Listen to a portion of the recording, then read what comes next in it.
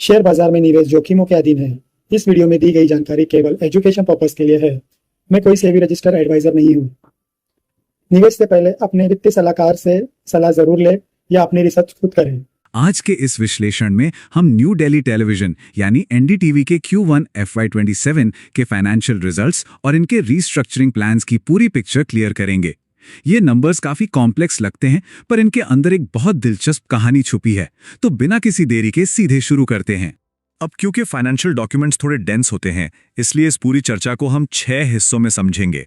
पहले top line विरोधाभास, फिर Q1 के आंकड़े, कॉर्पोरेट स्ट्रक्चर का पुनर्गठन, गुड टाइम्स का अधिग्रहण, कानूनी और टैक्स के मसले और आखिर में आगे की राह। तो शुरुआत करते हैं सबसे बड़े सवाल से। आखिर कोई कंपनी अपना रेवेन्यू लगभग 9% बढ़ाने के बावजूद अपने नुकसान को इतना ज्यादा कैसे बढ़ा सकती है? काफी अजीब लगता है ना? यही आज का सबसे बड़ा पैराडॉक्स है। आगे बढ़ने से पहले एक छोटी सी डिटेल क्लियर कर लेते हैं। इस विश्लेषण में हम जो भी नंबर्स डिस्कस कर रहे हैं वो सीधे एनडीटीवी द्वारा 21 जुलाई 2026 को सेबी और बीएसई में सबमिट की गई ऑफिशियल फाइलिंग से लिए गए हैं। तो फैक्ट्स बिल्कुल सॉलिड हैं। तो आइए इस कहानी के पहले हिस्से पर आते हैं, जहां हम आमदनी की वृद्धि और बॉटम लाइन के नुकसान को कंपेयर करेंगे। सबसे पहले थोड़ी अच्छी खबर देखते हैं। इस चार्ट में साफ दिख रहा है कि एनडीटीवी की नेट सेल्स बढ़कर 117.23 करोड़ रुपए हो गई। पिछले साल के मुकाबले ये 8.90% का एक काफी सॉलिड जंप है। Top line revenue clearly grow कर रहा है, जो एक बहुत पॉजिटिव साइन है। लेकिन कहानी में ट्विस्ट यही आता है। टॉप लाइन में इस अच्छी ग्रोथ के बावजूद कंपनी का कंसोलिडेटेड नेट लॉस पिछले क्वार्टर के मुकाबले करीब 16.5% और ज्यादा गहरा हो गया। यानी पैसे ज्यादा आए जरूर, पर नुकसान और भी बड़ा हो गया। अब चलते हैं दूसरे हिस्से की तरफ और उन Q1 नंबर्स की गहराई में उतरते हैं, जो इन भारी ऑपरेटिंग कॉस्ट को दिखाते हैं।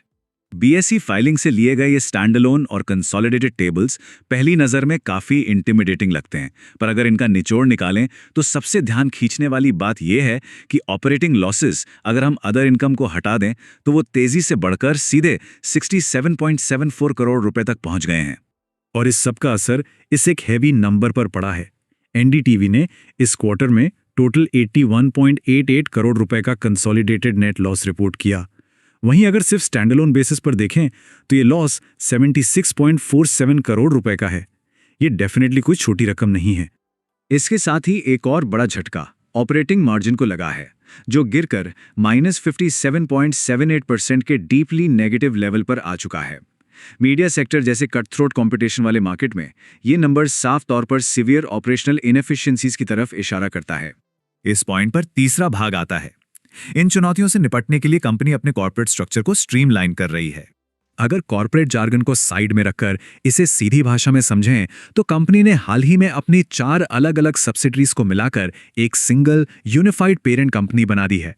ये एक बहुत बड़ा कदम है जो ऑपरेशंस और रिपोर्टिंग दोनों को सिंप्लीफाई करने के लिए उठाया गया है, और ये चेंजेस अक्टूबर 2025 से लागू भी हो चुके हैं।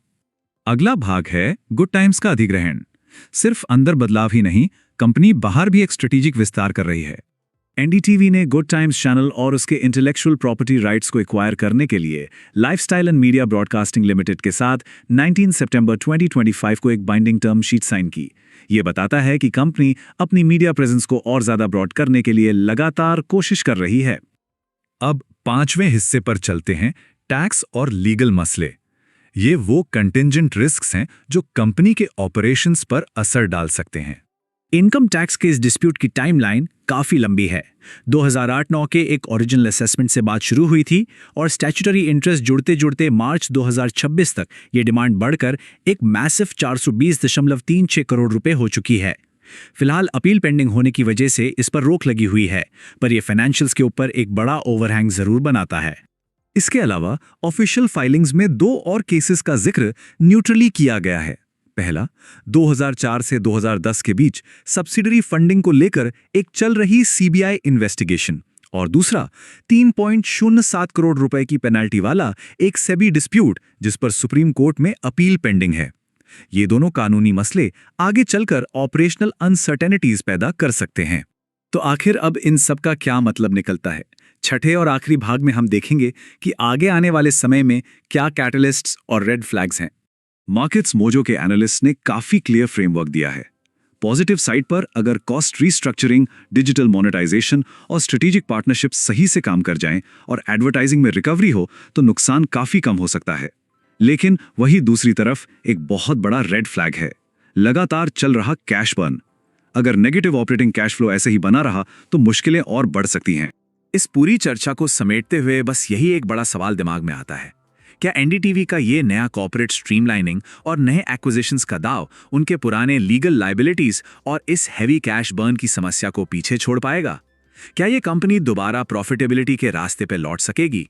आने वाले कुछ क्वार्टर्स इस कहानी का रुख तय करेंगे। ये था आज का डिटेल एनालिसिस। अगर आपको वीडियो पसंद आती है तो हमारे चैनल को अभी सब्सक्राइब करके लाइक बटन दबाना ना भूलें। अगला एनालिसिस आपको किस स्टॉक पर चाहिए हमें कमेंट बॉक्स में जरूर बताएं।